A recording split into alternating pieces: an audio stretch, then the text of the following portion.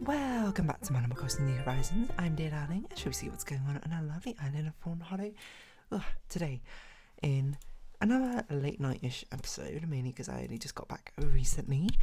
You might be like, what were you doing, dear darling? And the answer is, I went to go see a musical performance called Moulin Rouge, which you might know about it. Especially if you've watched the musical movie, which came out 2001, I think it was. I looked it up. But the craziest part, I got to say, well, actually, we'll get onto it in a second. But I, basically went in knowing literally nothing about Moulin Rouge, and then it actually kind of blew my mind because it was not completely different, but reasonably different from what I thought it was. Anyway, good evening, everyone. And now in Fawnhallow, it's 11:47 p.m. on Thursday, October 3rd, 2024. If you don't know Moulin Rouge, it's basically like a musical. It's a musical. It's actually technically a jukebox musical, which takes place kind of like, it's not really in a cabaret show. It's more like about a cabaret troupe. So definitely, it's a little bit maybe not super family friendly or anything like that. Not in like a bad way or anything, but you know, and I wouldn't like take your 5-year-old there or anything like that.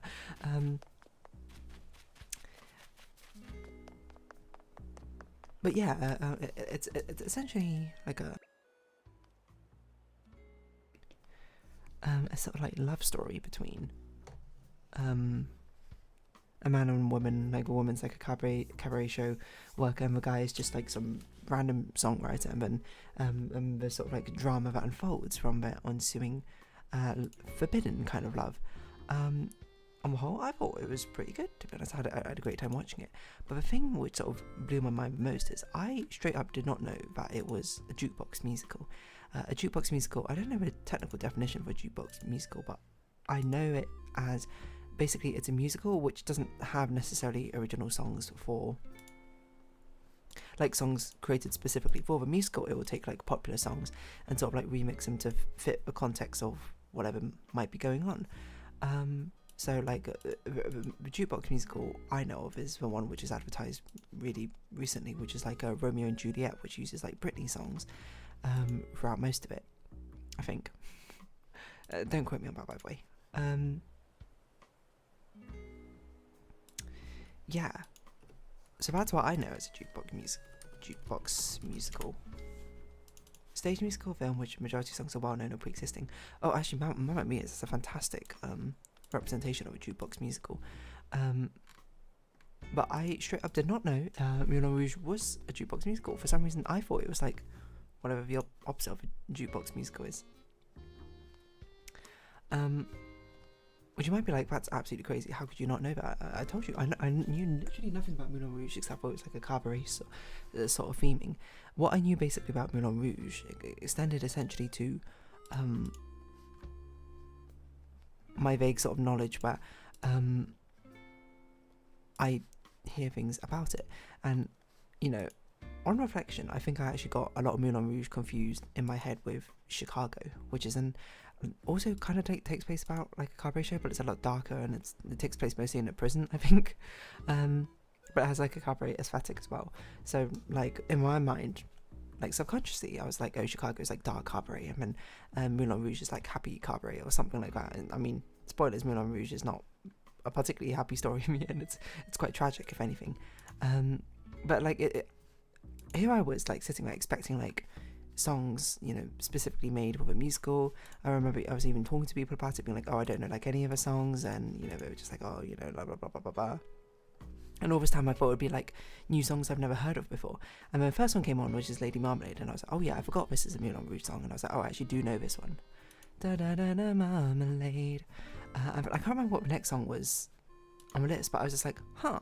I was like, I didn't know this was a Moulin Rouge song.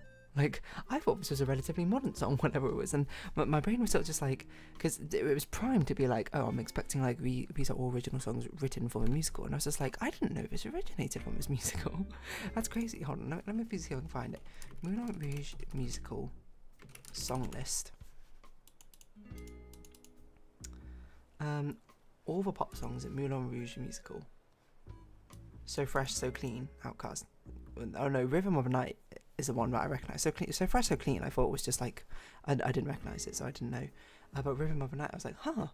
I didn't know this was created for Moulin Rouge or anything like that. I thought it was just like a general pop song, and I was like, oh, okay, and that seems interesting. Next song, Because We Can, and I was like, no. And then it started referencing Sound of Music. We started singing Sound of Music, and I was like, oh, I guess this just must be a modern day like spin on it. Like maybe this Moulin Rouge, because I was just like, I swear this is pretty new in theatres or whatever. So they just like, because I thought Moulin Rouge was a musical which came out in like 1970s. Or whatever, and then it was like re-released like now. And then they were singing like excerpts from like Sound of Music, Every Breath You Take, Never Gonna Give You Up, and then like Royals, My Lord. And I was just like, oh, I guess they sort of like chose more modern songs or something to reflect the times or something. And then they just went on like a full rendition of like We Are Young, and I was like, what? I was like, this is definitely not a Moulin Rouge song, right? Like, there's no way this was made for Moulin Rouge. This is like from 2010s or something. This is way too modern. And then there was like Diamonds Are Forever crossed with Diamonds Are Bells Gus Friend crossed Material Girl, and I was just like, what? And Single Ladies came on, and I was like, okay, wait, hold a minute. And then like at some point, no, I think it's like a Shut Up and Dance part. I was like, oh, this song is like, this musical doesn't have like these original songs. It does actually have a couple of original songs, to be fair, but it's a jukebox musical, and it has pop songs. It took me an embarrassing long time for me to like come to terms with it, but mainly because I thought of it as a fact in my head, and from the conversations I had before, it was like, oh, it must be just like a musical with its own original songs. So then I spent like the last half of act 1 just being like really confused. I didn't get to appreciate Raise Your Glass and Shut Up and Dance, and I Want to Dance with Somebody, all crossed over, which actually worked out pretty well, to be honest. And raise your glass if you are wrong in all the right ways, all my underdogs. Pink makes some very catchy songs, I will say.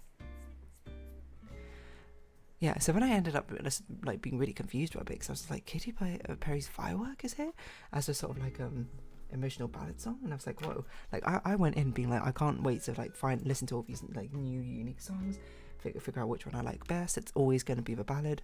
And then I was just like, wait, I just like know a lot of these songs, not all of the songs, mind you. Like there's a whole list here where it's like I recognize like some of the tunes, but I don't really know it. But I guess something like clicked in my head as well, like near the beginning when I heard, I don't know if it was Lady Marmalade or So Fresh, So Clean, one of the instrumentals for it. I was like, I recognise his melody, and I was like, whoa, I didn't know this was from Moulin Rouge. And then there was like a medley of love songs, and I was like, whoa. Kind of reminds you of a Collective Cadenza when we have a medley of love songs. Anyway, so eventually I understood. I was like, oh, right, I see. And then in the second half, I had a much better time, I think, because I was like, oh yeah, you know, I've like changed my mindset going into this. Because as it turns out, Moulin Rouge is not a musical which was released in the 1970s, and then a movie was released about it, and then they remade it for a modern day musical release. Turns out it was a movie first. Okay, technically Moulin Rouge is actually like a nightclub or whatever in Paris or something. Means a red windmill, as I understand it. But yeah, apparently this musical, I can't remember who wrote it. Moulin Rouge director, it's like Baz Luhrmann, that's it. Which I never realised was Baz Luhrmann. I always thought it was Basil Luhrmann. But yeah, he made a 2001, or director of 2001 movie, Moulin Rouge, and then it's only recently it was adapted to become a musical theatre production, which blew my mind. I was like, I thought Moulin Rouge was not this century. I thought it was like 1970s it was made. Turns out it was made in 2001, and it was not nearly as old as I thought it was. And when I thought about it more, and I'm like, I really think I'd got it confused with Chicago, because Chicago original theatre date, let's see, 1975. So that makes sense. And I think the thing that confused me more as well was Lady Marmalade. I thought was a song that they remade for. I thought that was just one of them that they remade for Moulin Rouge, because I knew it was in Moulin Rouge. But I was also like, I also thought it was a song from the 1970s, which I also thought, you know, might be like, but Christina Aguilera sang it. And I was like, oh, I thought Christina Aguilera sang it like as a remake, you know, the way that artists sometimes bring back old songs and re-sing them. So it was almost like I had to like tear down my entire structure of my knowledge of Moulin Rouge and rebuild it up again, as I was just like, whoa, everything I know about this musical is actually 100% wrong. It's crazy. See, I know if we just spent half this episode having a meta talk about my own knowledge about Moulin Rouge, but I could not express to you in the moment how confused I was when I was hearing these songs, being like, what? There's no way this was a Moulin Rouge song. And I was like, why are they inserting so many random pop songs in this? Like, where my original pop song, where my original songs were musical? It's really funny thinking back on it. But yeah, on the whole, what do I think of Moulin Rouge? I think it was a fun time. I don't think it's my favourite musical ever. Mainly because I think the songs were really fun to like listen along to. I think its plot was okay. I feel like the character development is a bit iffy, but I guess at the end of the day you're not super watching it for the plot, or maybe you are, I don't really know. Like, I guess all bets are off now. I might be spoiling Moulin Rouge, but like I'm not really sure what the point of her illness was, or what the point of the villain was, because the villain doesn't get like any sort of satisfying arc or like defeat arc. She just sort of goes, no, I'm not going to be bossed around by you anymore, and then he just goes, okay, you'll regret that, and he just walks off stage, and we're like, okay, sure. And then she's also just ill, like I guess to cause conflict, or to raise the stakes of whatever's going on, to add a little bit of tension here and there, but it also is like resolved like super anticlimactically. Like, it's hinted at, and then like there's not much of a payoff, I feel like, from it. The payoff is she's dying, and I'm like, okay, definitely I guess she needed to be ill for it to die, but I'm sad. I don't know, it just didn't hit, I suppose, as hard as I felt like it could or should have. And I don't know if that's a fault with, I'm not going to necessarily blame writing so much as maybe as my own interpretation of it, which misunderstood the premise and what was going on. But it has some fun stuff with it. Like, I do like the performance in the performance reflecting the exact story that's happening. Like, a lot of the song mashups were really fun, and the dancing was great. What was my favourite song performance? That's a good question. It's probably, I think it was probably Chandelier, when he starts like drinking the absinthe, and then I forgot her name, Cynthia or whatever. It's not Cynthia. It's something. What's her name? Moulin Rouge. Christian Satine. That's it. Where they describe absinthe as like this sort of green fairy, and then Satine comes along as this sort of green fairy, luring him around the party, but like never for spotlight shining on her. And I was just like, this is really fun. I also do like Chandelier as a song a lot, so that probably helped out a distinct amount, I would say. I also did like the Rolling in the Deep performance, especially with them being sort of backstage, and you get to see the other stage, the actual stage, like from the back as well, and all the actors being backlit doing the dance performance and routine that they were practicing earlier. And I was like, this is a cool way to sort of like show off what's going on, in my opinion. And also that earlier one with Shut Up and Dance, Raise Your Glass, and whatever the other song was, I can't remember. I think it was a really like fun mashup. But it just sort of blew my mind, you know, watching it. I was just like, I can't believe it like shattered what I thought Moulin Rouge was. I built up an expectation of what I was getting into, which was like maybe a more glitzy, glamorous version of Chicago, which I've also not seen, to be fair.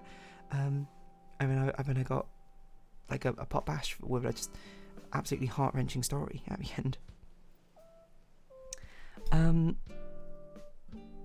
But yeah, I haven't watched the original movie, to be fair. But one thing I certainly did like about the musical is the fact that, as I understand it, they updated a lot of the songs to be much more recent songs. So like there's songs from 2010s in here, which is good, because that meant I actually recognised a lot of the major songs here and there, and it wasn't that big a deal if there was like smaller songs I didn't recognise. I'm sure if it was a 2001's one, I would listen to it and be like, I don't know most of these songs. This is very confusing to me. But yeah, what else to say about it? I don't know. The performers were like really good. They had fantastic voices. I'm not really sure I have much else to say about it, to be honest. That's just sort of like it was just like a fun jam of a time, to be honest. and it was just like different from what I expected, I suppose.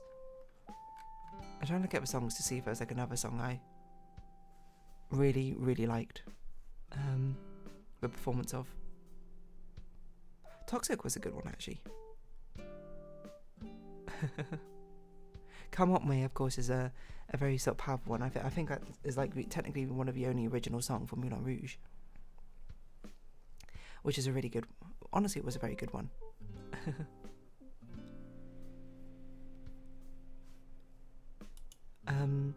But yeah, what else happened during? Well, I was just, I mean, I feel like it's not much of a song to really, musical to really like analyze from a literary sense, I suppose. I mean, like, certainly things you can analyze about it, but I think the costume changes were a lot of fun. I don't know. Oh, one thing I will say, who's my favourite character? It's not any of the main characters. It was 100% Nini. I think her name was, right?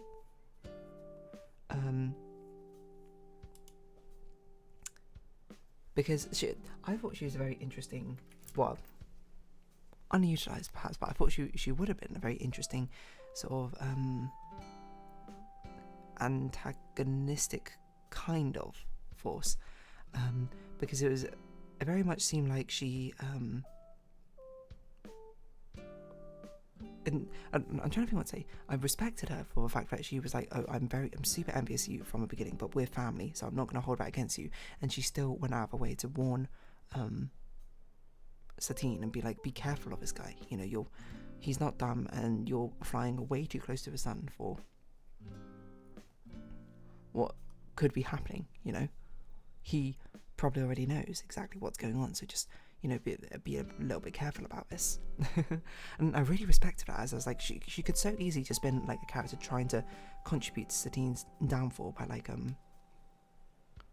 not exploiting her, but like setting her up or selling her out. But no, she was like, no, I'm going to help you because I care for you, even though I so like covet your position.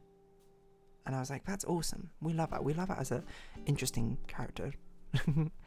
And it turns out from just like being an antagonistic character to being like a deutragonist with flaws, self-aware flaws, and even better than like in a later scene where she like stands up for Satine, just being like, hey, back off. What was his name? Harold. And I was like, awesome. It's fantastic. So Nini, shout out to Nini for the best character. Yeah, I don't know what to say. The people performing, I don't know who they were when I saw it today, but they were all fantastic, great voices, fantastic energy, to be honest, all around. And yeah, just completely shattered what I expected from the swing. I expected a cabaret show, and I got, you know, something different, which is not a bad thing, of course, but just sort of like, I went, whoa. Unexpected. Anyway, on that note, I think I'm going to round this episode off here. So if you have been watching, thank you very much. It's been Animal Crossing New Horizons, and I've been Dear Darling. Likes, comments, subscription, shares, greatly appreciated. Socials, Discord down below. Hope to see each other again, but for now, it's our farewell. So until next time, bye-bye for now.